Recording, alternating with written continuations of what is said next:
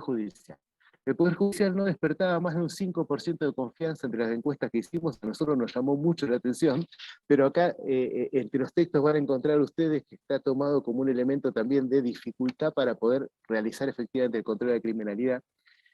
Y el servicio penitenciario, como el otro elemento también del Estado que tiene que ver con el ejercicio del control de la criminalidad. Pero ¿qué pasa acá? Se meten dos elementos más en esta mirada, que tiene que ver con el aumento de la desigualdad social, elementos que van más allá de los aparatos burocráticos del Estado, digamos, tiene que ver con decisiones económicas, históricas y disputas territoriales y sociales, pero que en los últimos 20, 25, 30 años en Argentina se ha instalado crónicamente una desigualdad social que dificulta mucho la incorporación plena a la ciudadanía de una cantidad de personas.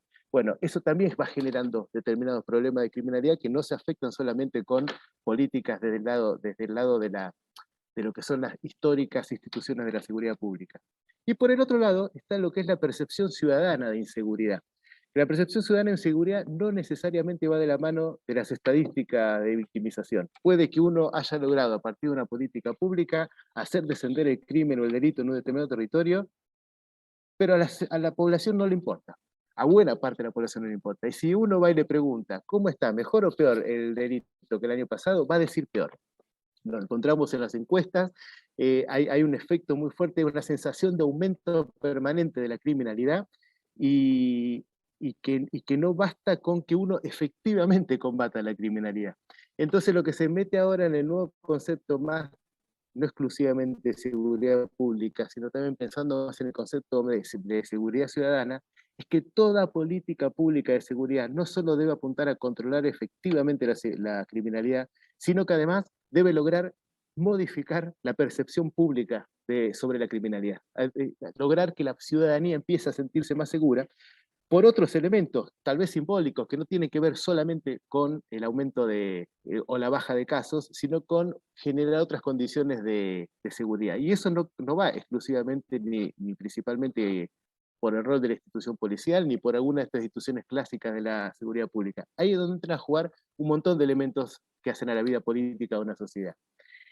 Y ahí es donde, vamos a ver, bien, ahí es donde entra esta definición del texto que yo quería traer para debatir en esta clase, pero los tiempos son rarísimos, o sea, yo pensé que estoy hablando de 5 minutos, parece como media hora que estoy hablando, es donde hay un texto de Binder, que tiene una serie de definiciones, ¿cómo puedo decirlo? ¿No? Polémicas, insidiosas, que a uno lo llevan a por ahí no estar de acuerdo de entrada, a pensar, pero que nos obliga a pensar y a repensar todos estos elementos. Por ejemplo, en un momento, en este texto dice, para fundar un control democrático de la idea de criminalidad, debe abandonarse la idea de orden y debe ser reemplazada por la idea de gestión de la conflictividad.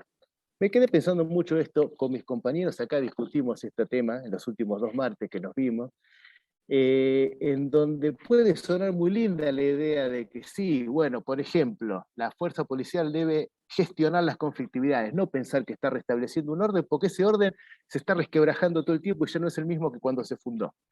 Bien, pero ¿cómo hacemos? ¿Cuál es el límite de la acción policial? ¿Qué debe realizar la policía en esto que es la gestión de la conflictividad o restablecer el orden? Bueno, acá hay un debate abierto y quiero avanzar con 2 o 3 ideas más antes de pasarle las palabras a ustedes.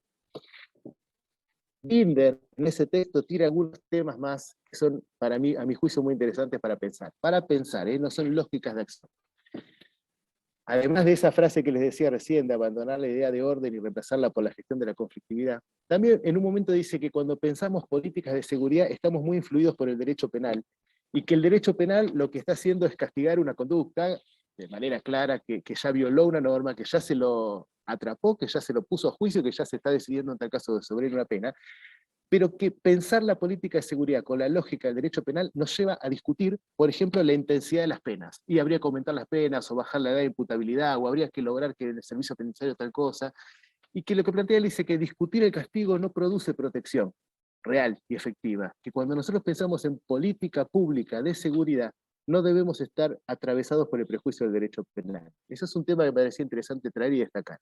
Segundo, muchas veces pensamos la criminalidad como una peste, plantea. ¿Qué es esto de la peste, la figura de la peste? y que es un mal indeterminado en su extensión, en sus formas, en sus causas, que no es tangible pero mata. ¿Y qué pasa con la peste? Bueno, venimos de una pandemia, estamos bastante acostumbrados a esto de la peste invisible, ¿no? Cuidado, en cualquier momento nos puede agarrar, pero ¿qué pasa? Hay algunos que ya están contagiados y son fuente de contagio, y a esos hay que controlarlos, aislarlos y evitar el resto del contagio. Bueno, pensar la criminalidad como peste muchas veces nos lleva a la sensación de que es inabarcable, inatacable, incontrolable, y entonces empiezan a aparecer formas políticas asociadas a lo mesiánico, a la idea de que va a venir un Mesías, un Salvador, alguien con fuerza y que va a golpear la mesa fuerte y que va a solucionar de un golpe con mano dura la criminalidad.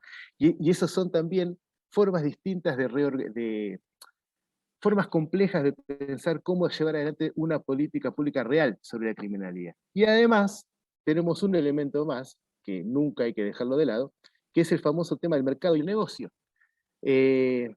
¿Cuál es la fuente de posibilidad de que se expanda, como se viene expandiendo en muchos lugares, el mercado de la seguridad privada? Que no es solamente el policía de seguridad privada o el guardia de seguridad privada, que es también la inversión en rejas, en alarmas, en perros guardianes, en distintos elementos que cada hogar gasta efectivamente en el mercado de la seguridad, y que para que eso funcione hace falta que crezca permanentemente la sensación de inseguridad de la ciudadanía. ¿Qué elementos juegan en reproducir eso, que también es parte de un negocio? Bueno, todos estos elementos son los que te trabajan en esta unidad 3, que para mí son muy debatibles, pero sobre todo molestan en el mejor sentido y lo obligan a uno a pensar. Lo último que le presento de esta unidad 3, y termino con el contenido, y arrancamos con un diálogo, y si se nos corta el Zoom, retomamos con el otro que yo les dejé también puesta ahí en la clase, es el tema de la autonomía policial.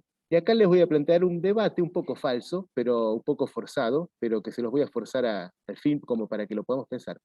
Uno de los dos autores que tenemos en esta unidad, Binder, plantea que en la década del 90 existió lo que él llamó la teoría del doble pacto, sobre todo en la década del 90, donde el poder político le entregaba autonomía de control de la criminalidad a la institución policial para que se encargase, no como política pública estatal, sino que se encargase la policía, y que la policía, la fuerza policial, tendía a moverse en un doble pacto, con el poder político que le otorgaba autonomía, le mantenía el control de algunos problemas a cambio de poder manejarse con autonomía en otros. Y con cierta parte de la criminalidad también un pacto para que otra parte de la criminalidad no venga a mover el territorio.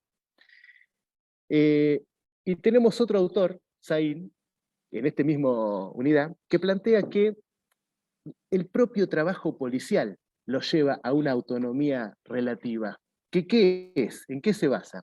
Y ustedes, sin duda, lo sabrán mejor que yo. Que más allá de las órdenes que se impartan desde la política de seguridad, desde los mandos policiales incluso, cuando efectivamente se sale a la calle, cuando efectivamente se va a la acción, hay una serie de imprevistos que no se pueden justamente prever, y se tiene que confiar en los criterios y las definiciones en ese momento, del policía o la gente que está actuando.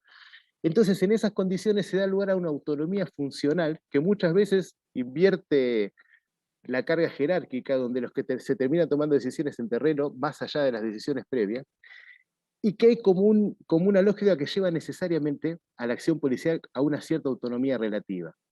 Bueno, esta cuestión de la autonomía policial es un tema para mí clave a debatir dentro de esto. ¿Es endémico, lógico, funcional de la institución? ¿Puede, debe o no ser controlado? ¿Necesariamente lleva a una lógica de doble pacto? Eso es todo un debate que se abre para mí con estos textos que les presentaba. Entonces, el texto termina hablando de cómo podemos avanzar hacia un gobierno democrático del sistema de seguridad, y donde, entre otras cosas, lo que plantea ahí es que reclama una mayor participación de la dirigencia política en la tarea. La dirigencia política muchas veces hace declaraciones demagógicas con respecto a la seguridad, pero después no acompaña y lleva adelante efectivamente políticas públicas de seguridad. Creación de nuevas estructuras, reorganización del sistema, etc. Hasta ahí lo que yo les quería repasar.